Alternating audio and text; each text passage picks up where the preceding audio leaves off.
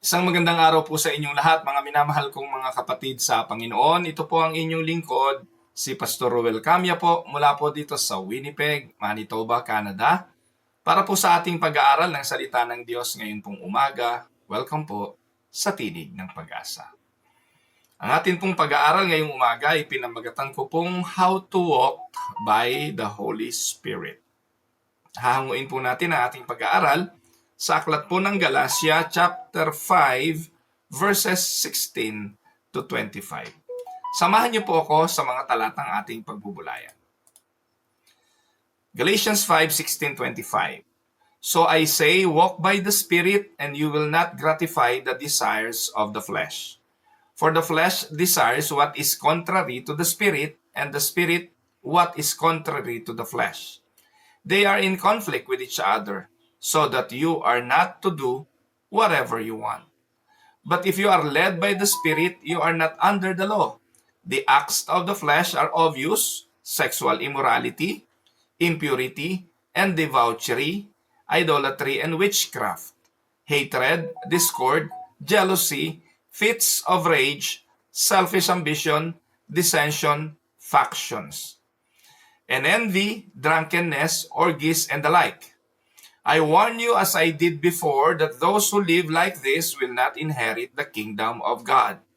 But the fruit of the Spirit is love, joy, peace, forbearance, kindness, goodness, faithfulness, gentleness, and self-control. Against such things there is no law. Those who belong to Christ Jesus, have crucified the flesh with its passions and desires. Since we live by the Spirit, let us keep in step with the Spirit. Pagpalain nawa ng Panginoon ang pagkabasa at pagkadinig ng kanyang mga banal na salita na sa araw na ito'y ating pagbubulay-bulayan. Ang theme ng Galatians chapter 5:16-25 ay walking by the Spirit leads the believer away from the works of the flesh and into a life of freedom, holiness, and Christ-likeness. Ito po ang tema na ating pag-aaralan ngayong umaga. Ang paglakad ayon sa naisin ng banal na Espiritu and how to walk by the Holy Spirit. Now, madali po ba ang bagay na ito? Ang unang-unang premise na gusto ko pong ilatag, walking in the Spirit is not an easy task. Because, why? The battle within. Meron pong pakikipaglaban ang bawat Kristiyano at ang pakikipaglabang ito ay nasa ating mga kalooban. Mga minamahal kong mga kapatid, the Christian life is not just about what we believe. It is about how we live. Ang buhay Kristiyano ay hindi lang doon sa ating pinaniniwalaan, kung hindi kung papaano natin ipinamumuhay ang ating pinaniniwalaan. The Apostle Paul presents a stark contrast in Galatians chapter 5 between two ways of living. Sinabi ni Pablo sa Galatians chapter 5 na mayroong dalawang uri ng pamumuhay, ang isang mananampalataya. And this passage shows us, one, there is walking by the Spirit, and two, gratifying the desires of the flesh. Ito po yung sinasabi ni Apostol Pablo na dalawang uri ng pamumuhay. Ang paglakad ayon sa gusto ng Espiritu at ang paglakad ayon sa kagustuhan ng laman. So, this passage teaches us how to live a life pleasing to God, not by our strength, but by the power of the Holy Spirit in us. So bago po natin talakayin ang Galatians chapter 5:16-25, samahan niyo po muna ako at tingnan natin ang konteksto nito. Napakahalaga sa bawat pag-aaral ng salita ng Diyos na inaalam natin kung ano ang context para hindi tayo maligaw sa interpretation ng banal na kasulatan. Kanino ba ito'y sinulat at ano ang layunin ng sulat na ito? So the context of Galatians chapter 5:16-25, ito po'y writing ni Apostle Paul sa iglesia sa Galatia. There are many churches in Galatia. At ito po mga kapatid ay sinulat ni Apostol Pablo dahil itong mga iglesyang ito sa Galacia ay nai-infiltrate noong mga tinatawag na Judaizers. Ito pong Judaizers, sila po yung grupo ng mga Hudyo na naging mga Kristiyano. Subalit, ipinagpipilitan nilang ituro sa mga believers ni Christ na hindi sapat na sila'y manampalataya kay Kristo, bagkus dapat sila ay maging mga tagasunod ni Moses and fully accept the law to be accepted by God. So, hanggang ngayon, impluensyado ang mga Hudyong ito, itong mga Judaizers, na kailangang ang mga mananampalatayang Kristiyano during that time ay magsipagpatuli sapagkat iyon ang iniuutos ni Moses na ang mga Hudyo na pagsilang after 8 days ay kailangan tuliin. Kaya itong mga hentil na hindi naman sila Hudyo, meaning ang race nila ay hindi naman talaga Jew, no po? Hindi sila Israelites, nung sila'y na-convert sa Christianity, ipinagpipilitan ng mga Judaizers na ito na sila'y tuliin din. At dito po, malupit na naninindigan si Apostol Pablo na hindi ito kautusan. Paul strongly argues that salvation is by grace alone, through faith alone, in Christ alone. Hindi na kailangan yung pagtutuli o maging isang Hudyo para magtamo ng kaligtasan kay Kristo. But this liberty, the Apostle Paul is reiterating, ang kalayaang ito kay Kristo ay hindi naman passes para bigyang layaw ang laman. Hindi ito passes na pwede na tayong mamuhay sa kasalanan dahil tayo pinalaya na ni Kristo. Instead, yung true freedom na tinanggap natin kay Kristo ay magre-resulta ng isang buhay na ginagabayan at pinangungunahan ng Santong Espiritu. Ito ang sinasabi ng Galatians chapter 5 verse 1 at verse 15. 13 rather. So the Spirit empowers us to live in righteousness and to resist the call and the desires of the flesh. Amen? Now, atin na pong puntahan at ating pag-aralan ang mga talata. Iyan po yung context. Kaya isinulat ni Apostol Pablo yan para labanan ni Pablo yung mga Hudyo na pinipilit yung mga Gentiles na tuliin at sumunod sa mga kautusan ni Moses. Ayan. Now, let us go to the text. Ano ang challenge ni Apostol Pablo? The challenge of the Apostle Paul can be seen on Galatians 5:16, walking by the Spirit. Ito po ang sinasabi ng verse 16. So I say, walk by the Spirit, and you will not gratify the desires of the flesh. Bagamat ipinagpipilitan nitong mga Judaizers ng mga Hudyo na ang mga mananampalatayang Kristiyano ay dapat maging by the book, ay sumunod sa kautusan para sila'y maligtas, binanggit dito ni Apostol Pablo na ang mga mananampalataya ay dapat lumakad sa Espiritu upang hindi masunod ang desire of the flesh. Anong ibig sabihin nito? What does it mean to walk by the Spirit?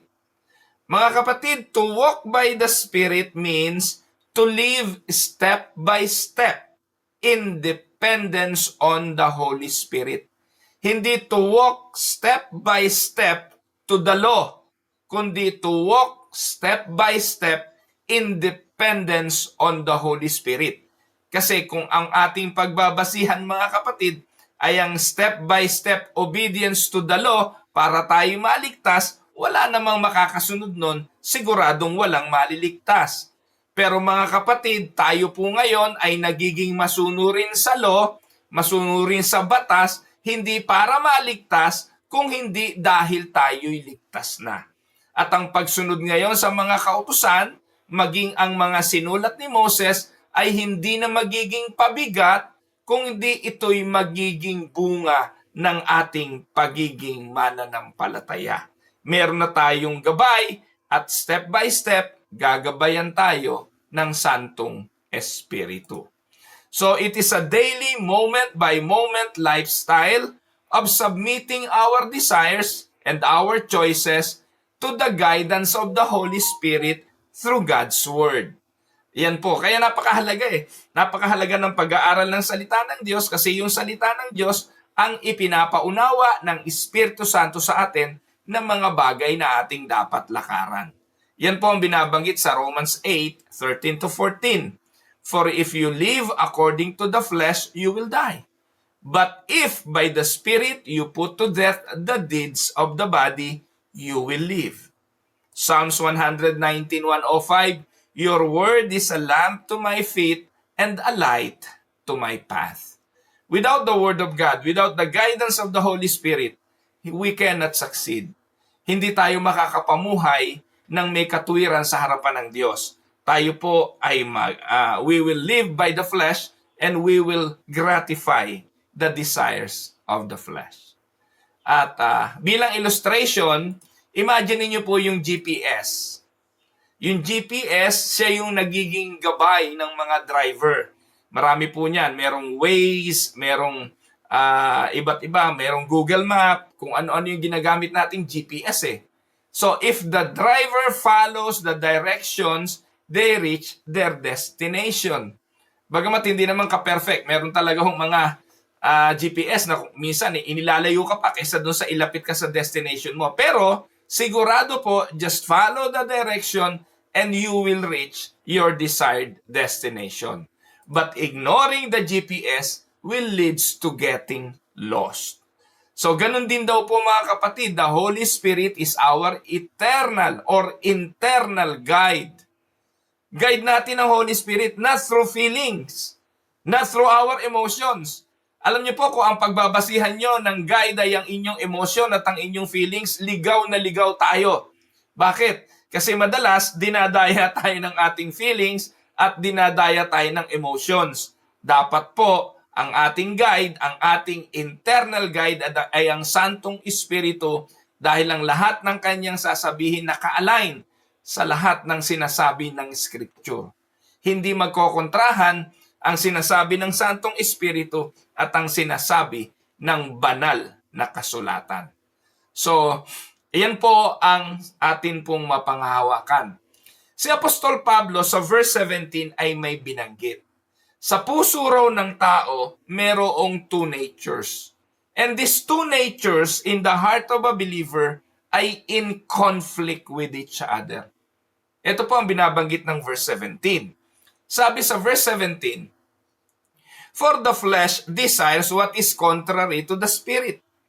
Yung mga gusto ng laman kontra sa gusto ng mga ng espiritu. At ang gusto ng espiritu ay kontra sa gusto ng laman. Sabi ni Pablo, they are in conflict with each other so that you are not to do whatever you want.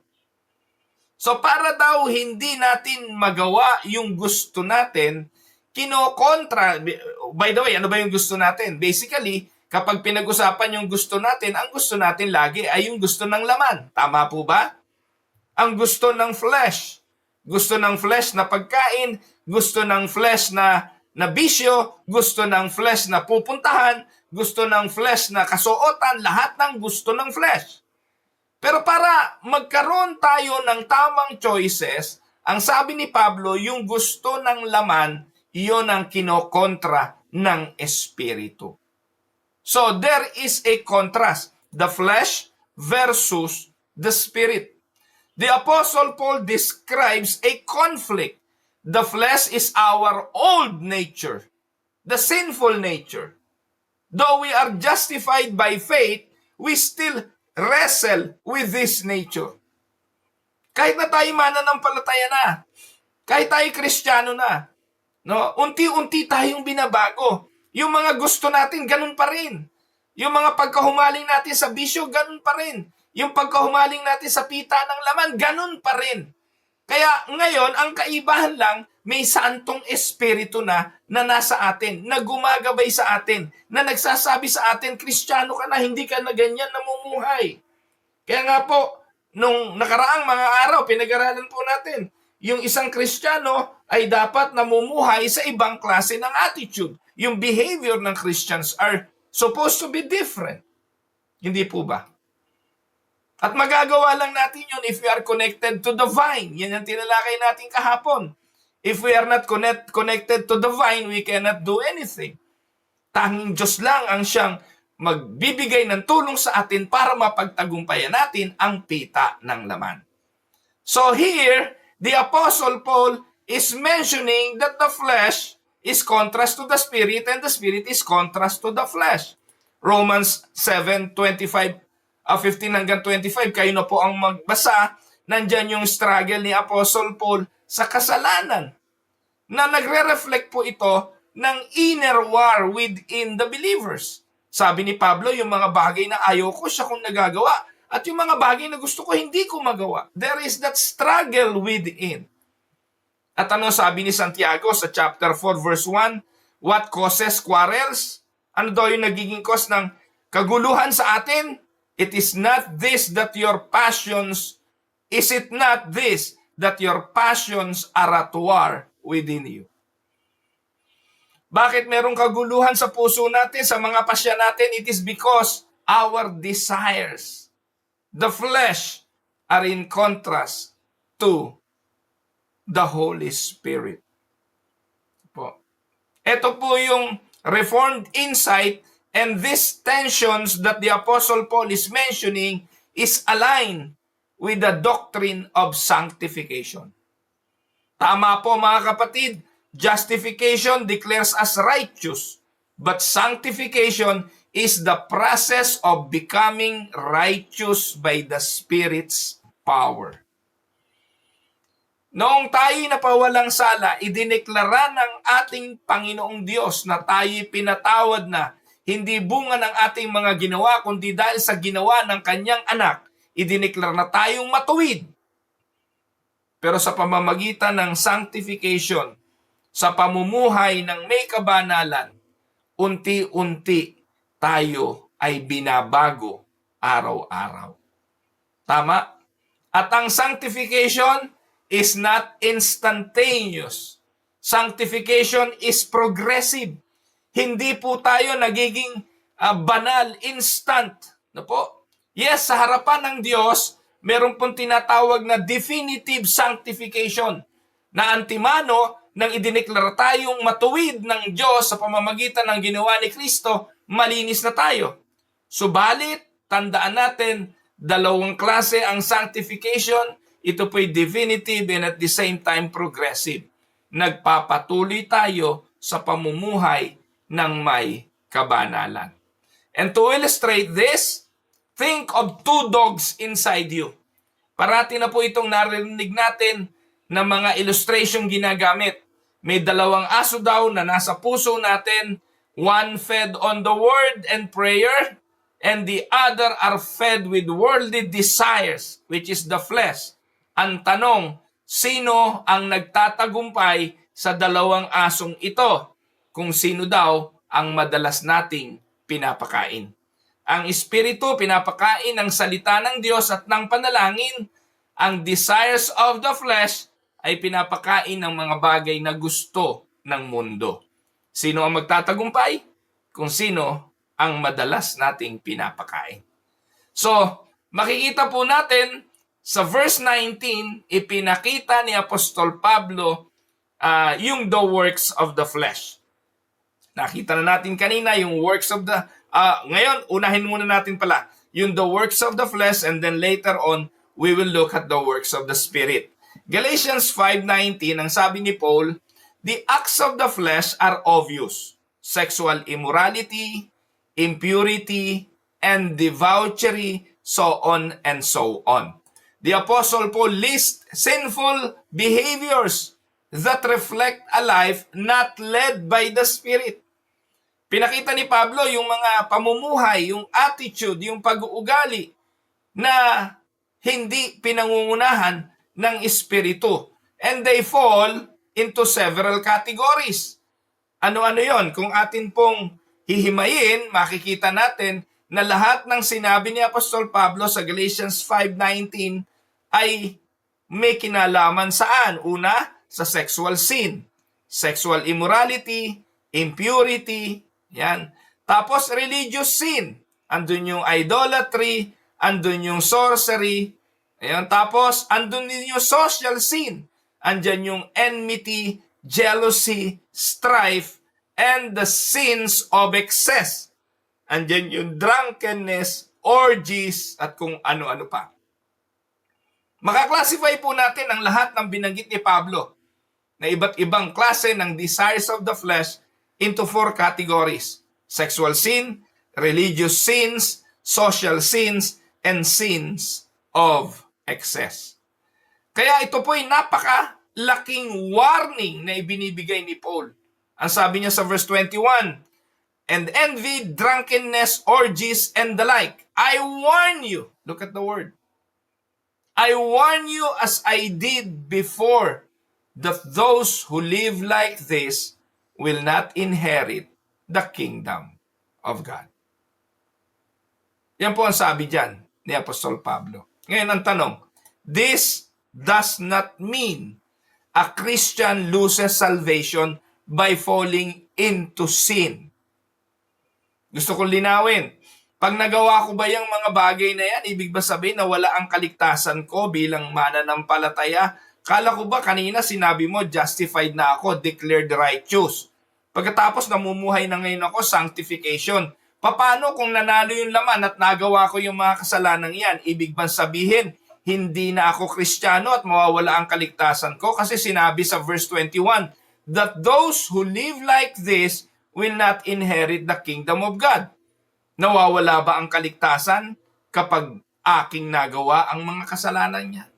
Mga kapatid, ipinakikita rito na yung habitual, unrepentant practice of such things reveals the unregenerate and not led by the Spirit. Sinasabi rito ni Apostol Pablo, yes, lahat naman tayo ay nagkakasala pa, nagkakamali pa, pwede nating magawa yung mga bagay na binabanggit dyan. Pero mga kapatid, kung magagawa natin ang mga bagay na yan, yes, we will suffer the consequences ng bagay na yan, pero hindi mawawala ang ating kaligtasan. Pero yung tao na nakita mo, simula pa noon hanggang ngayon, iyan na ang buhay. Habitual, unrepentant, palatandaan lang yan na hindi binago ng Diyos ang kanyang puso. At hindi siya pinangungunahan ng Espiritu. Therefore, in the beginning, hindi siya talaga ligtas. Ano sabi ng 1 John 3:9? No one born of God makes a practice of sinning. Matthew 7:21-23, not everyone who says to me, Lord, Lord, will enter the kingdom of God. Ang nakakaalam lang naman kung totoo tayo na nasa Espiritu ay walang iba kundi ang Diyos. In fact, pwede nga nating i-fake. Pwede nga hindi natin ginagawa yan, yung envy, drunkenness, orgies, and the like, pero hindi naman tayo totoong Kristiyano. Tandaan po ninyo, hindi lang naman palatandaan ng hindi mananampalataya ang mga kasalanang binabanggit dyan ni Apostol Pablo. Merong mga taong hindi gumagawa niyan. And yet, hindi sila nananampalataya kay Kristo. At hindi sila kabilang sa kanyang mga anak. Now, let us go to the next point. Verse 22-23, makikita na natin yung fruit of the Spirit. Let us look at the fruit of the Spirit. Sabi ng Galatians 5:22-23, but the fruit of the Spirit is love, joy, peace, forbearance, kindness, goodness, faithfulness, gentleness, and self-control. Against such things, there is no law. So ano pong ipinakikita rito? The list shows what walking by the Spirit produces. Ang paglakad kasama ng Espiritu ay nagbubunga. And it is one fruit, not many fruits. It demonstrates a unified Christ-like character. Ang nagiging bunga ng Espiritu ay ang pagbabago sa buhay ng isang mananampalataya. May 9 aspects na binabanggit dito.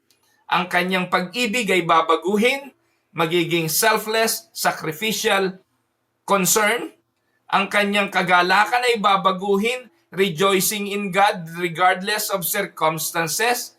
Ang kanyang kapayapaan ay magiging inner calm rooted in God's sovereignty. May patience, long-suffering with people and trials. May kindness, tender-hearted concern for others.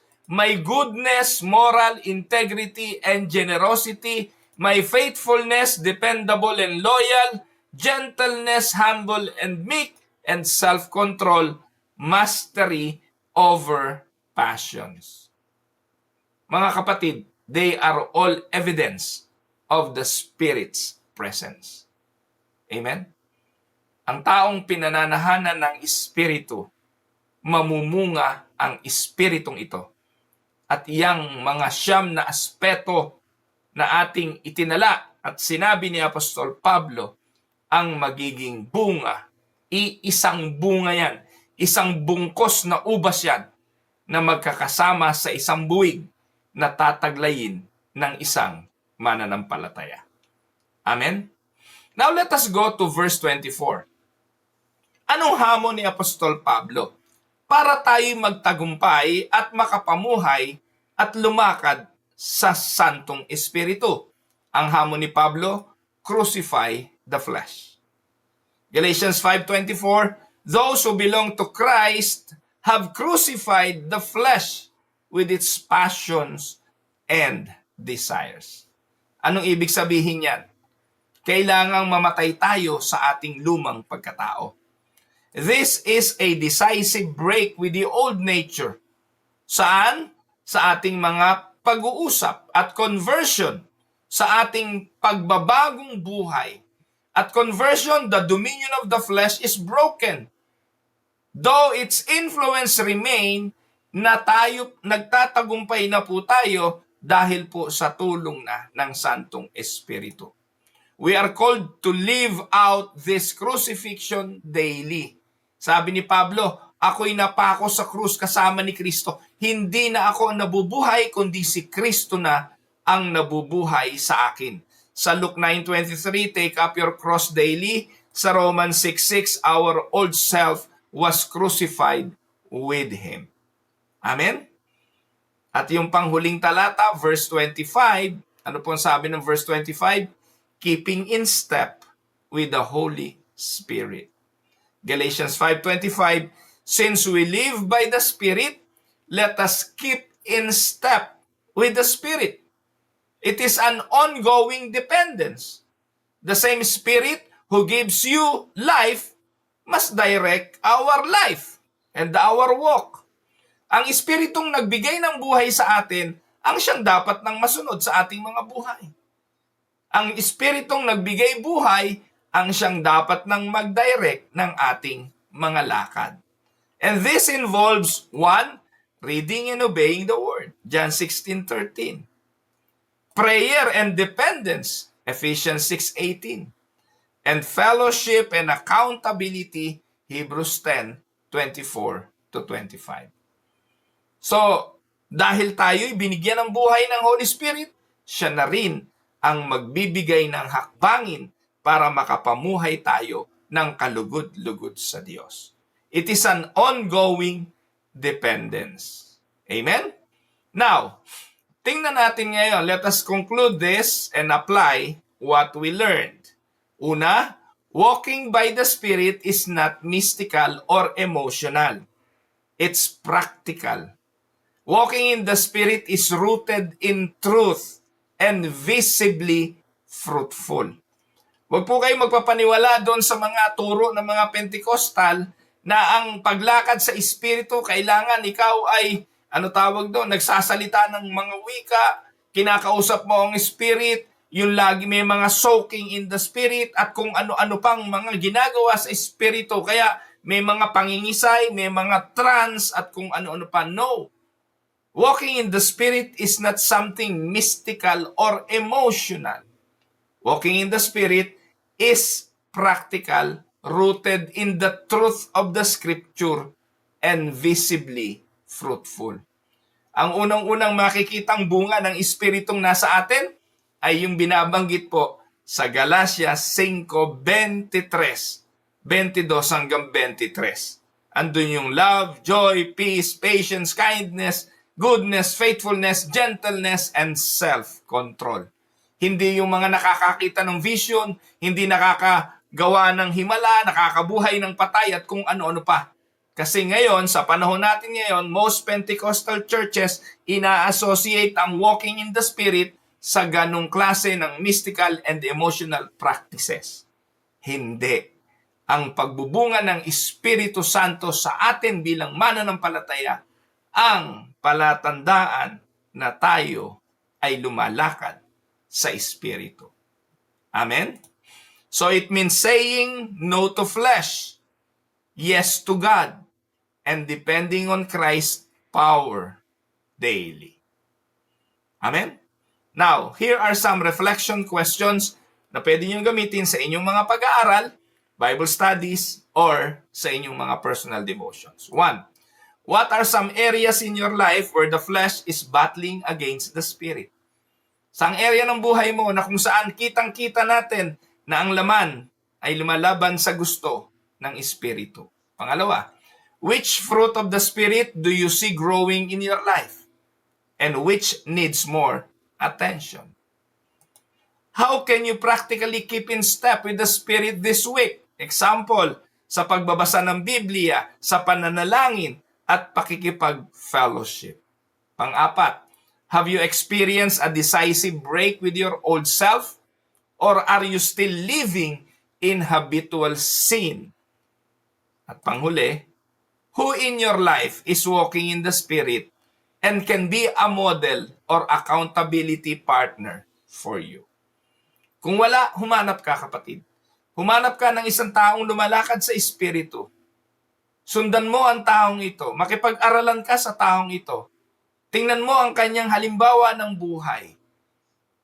And surely, you can also live a life in the Spirit away from the desires of the flesh.